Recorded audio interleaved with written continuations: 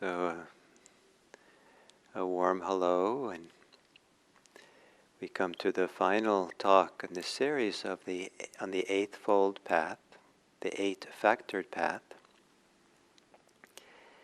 And the eight-factored path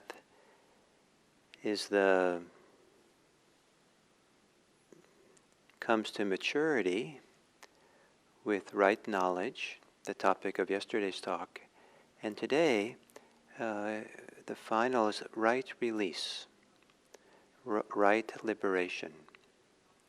And the word right, samma, might also in these some circumstances be translated as genuine. And so, right release is genuine release, genuine liberation. And this emphasis on release is different than letting go. Letting go easily can be seen as something we do. It can be a choice to let go of something. But release is not something we do. Liberation is not something where we, in a certain kind of way that we make happen, we don't attain it. And also, we're not given liberation. It isn't like we sit here and wait for someone to give it to us. But rather, release is experienced. And we might feel it as a gift, but it's not a gift that comes from anywhere. Maybe except just from life. And so this very radical kind of experience of releasing, loosening, not exactly letting go, because that letting go might imply that we're letting something go. Release is a radical movement. That something inside of us, the heart, the mind, the deepest places outside, loosen, lighten up, free themselves up. And the fullness of that is what makes a person fully liberated. Now, all along in this Eightfold Path, and leading to right knowledge and right release, this is not a mystical path per se. It's not a path that you have to believe in something supernatural or believe in something,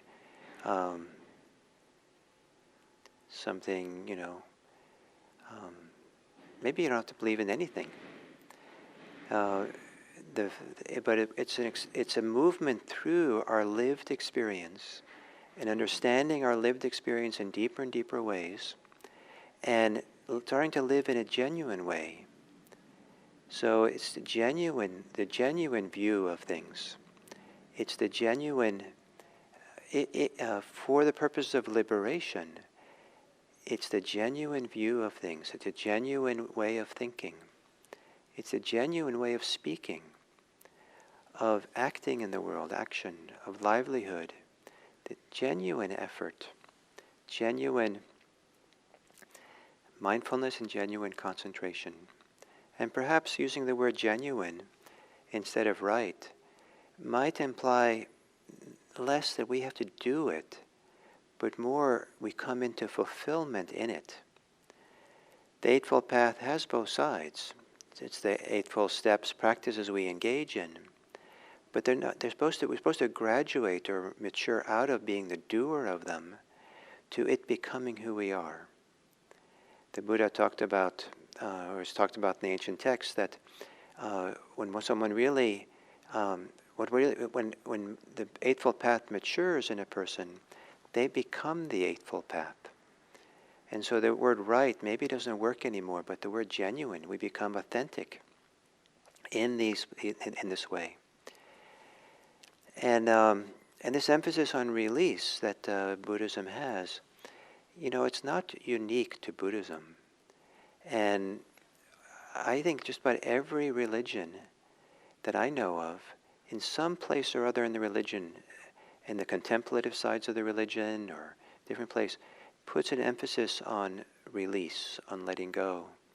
and a recognition that release is not something that we can do, but something we prepare the soil for, the ground for something to be, and we're available for something to really drop away. If we just sit and wait, the apple with its own time will fall from the tree.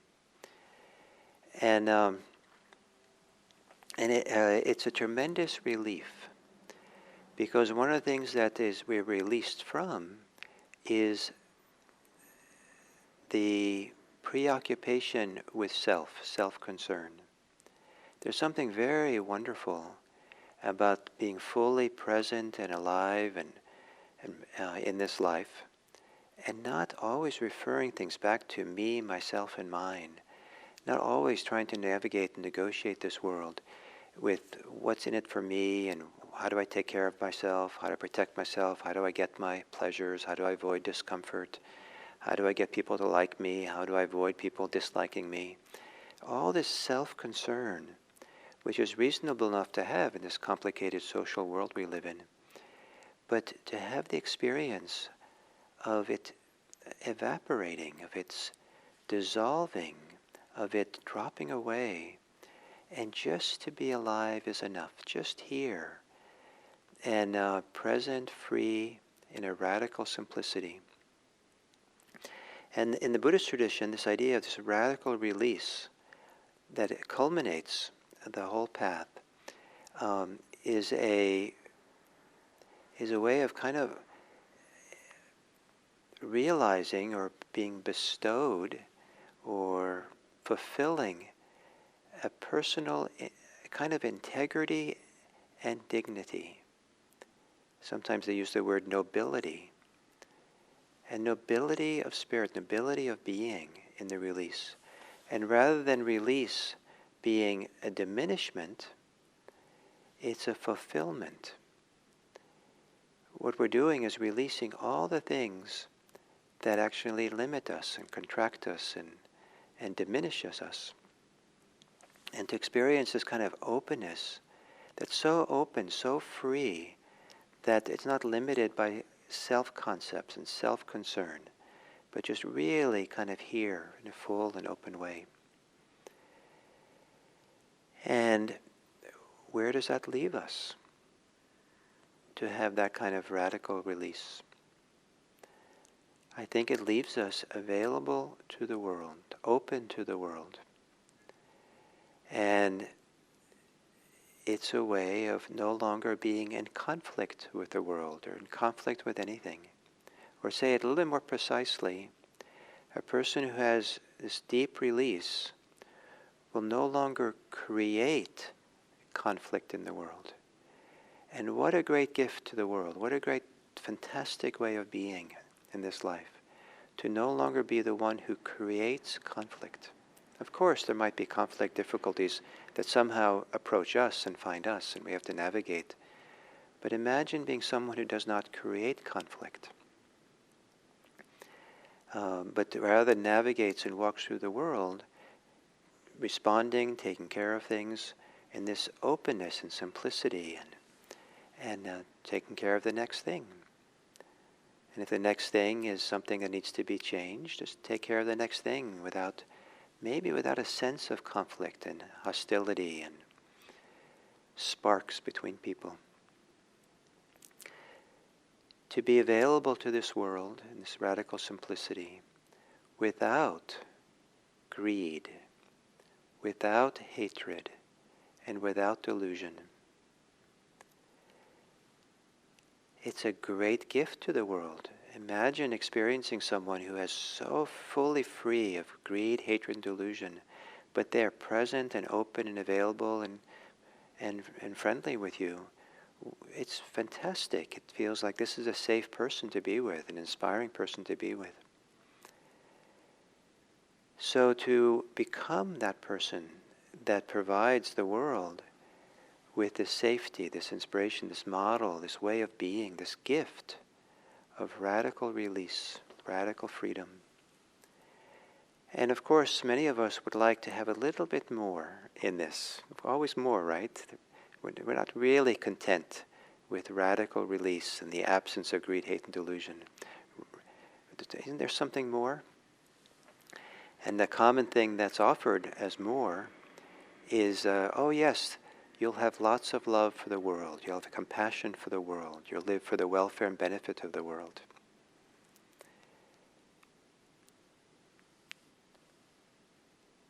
Maybe.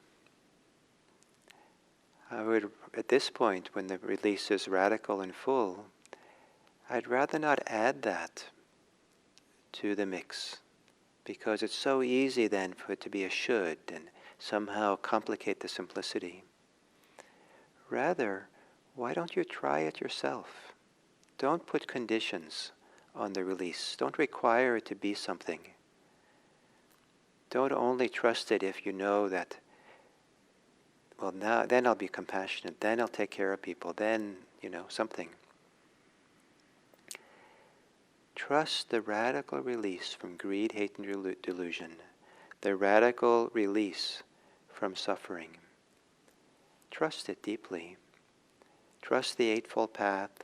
Trust the tremendous richness of it. All of Buddhism is contained within the Eightfold Path. Trust how it's a path of freedom, finding it and expressing it, manifesting it more and more in our life. Trust it, and then find out for yourself how you live your life. And I'm confident, at the risk of complicating your life, that if you do so in your own way that's genuine for yourself, you will live for the welfare and happiness of all beings. And it'll be a natural thing to do, in your way. So thank you very much for this series and being here, and I certainly appreciated the opportunity. And we'll continue next week with a new theme. And for those of you who maybe are a little bit discouraged or bewildered that I didn't quite want to leave you with love and compassion at the end of release, not quite. Probably that'll be the theme for next week. So, thank you so much.